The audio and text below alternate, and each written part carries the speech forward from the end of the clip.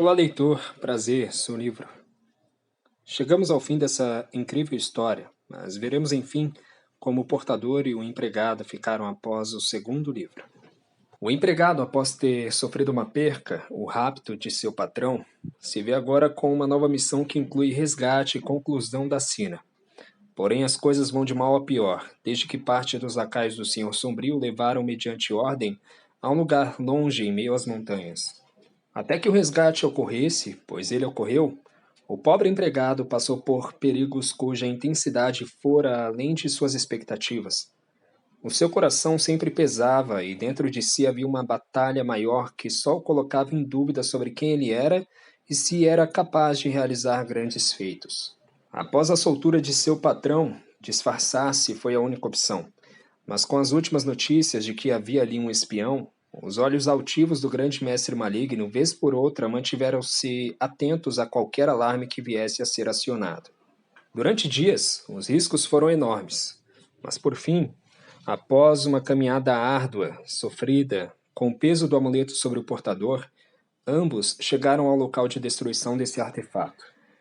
Poderia ter sido um alívio, pois estar ali só mostraria agora que toda a labuta executada teria seu merecido e inevitável resultado. Mas a fera que antes os conduzira retorna, ambiciosa como sempre, transbordante de ardor e fúria implacáveis. A tentação pelo amuleto mostra-se mais forte, e até o portador cede aos encantos dele. O fim dele não foi resultado da recusa de quem o estava portando, pois a força exercida sobre o portador era incomensurável. Um desastre seria o que causaria a destruição dele. Um acidente, um fato jamais esperado. Durante esse acontecimento, enquanto do outro lado dos imensos muros desse sombrio lugar uma guerra acontece, os fortes e tenebrosos monstros e homens servos da maldade são destruídos ou subjugados pelos guerreiros, agora exaltados pela conquista do que lhes fora roubado durante uma era. A queda do poder maligno é sentida por toda a terra. As sombras se dissipam e o ar torna-se límpido e respirável. Mas, e quanto aos pequenos, autores desse feito? Onde estiveram? Foram resgatados ou sua morte tão esperada aconteceu? O que posso dizer é que o guia não os esqueceria jamais. O livro traz uma perspectiva simultânea durante alguns capítulos de quando a derrota do inimigo aconteceu. É maravilhoso ler diferentes contextos inseridos em um mesmo momento. Isso ocorre quando vemos a subdivisão dos 3 livros, por exemplo. Enfim, detalhar esses acontecimentos, mesmo sendo importantes, não vem a ser meu objetivo de abordagem, pois o prazer que senti sobre cada página deve ser sentido à sua maneira por você. Então, continuemos com o que sucedeu após a vitória inesperada, sentida e alcançada. Passo Largo é herdeiro, e seu reinado beneficia a todos quanto o ajudaram em seu propósito.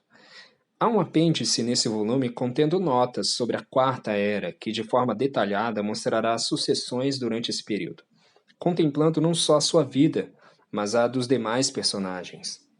O portador, o empregado e os pequenos, após uma maravilhosa estadia no reino, decidem, por fim, retornarem ao local de origem, onde tudo começou, o lar deles. O que se espera é que tudo esteja tão bom quanto era antes. Mas não é assim que eles encontram seu lar. O mago, antes mestre do guia, causa maldades aos moradores daquele local, destruindo as belezas dali indiretamente, usando de seus artifícios e de sua língua venenosa para dissuadir outros serviçais a executarem esses serviços sujos. Calados não ficariam os pequenos. Tudo o que restaria a fazer seria reunir o povo para uma revolta. Infelizmente, a morte seria resultado dessas batalhas, mas a conquista de sua casa torna-se possível. A reconstrução é então por meses executada. Todos se unem para que isso aconteça. Um lugar belo, feliz e habitável, cheio de paz, é parte daquele cenário. Como sair dali? Como escolher outro lugar para viver, sendo este melhor do que outrora, novo, protegido e independente? Bem, o coração pode pulsar momentaneamente com as mais belas coisas da vida, mas não pode preencher-se caso o desejo não seja estar onde não se pode estar. A liberdade contida adoece o portador. e ele decide partir para outro lugar a fim de encontrar paz e sossego para sua alma, maiormente abalada, e que consequentemente infligiu dor à sua carne. Não foi um período fácil. Uma desconstrução e construção aconteceu dentro de si, e sua mente flui como rio para o imenso mar. Então, desejo a você uma ótima leitura, e que seu coração possa bater em uma proporção ainda maior do que bateu o meu.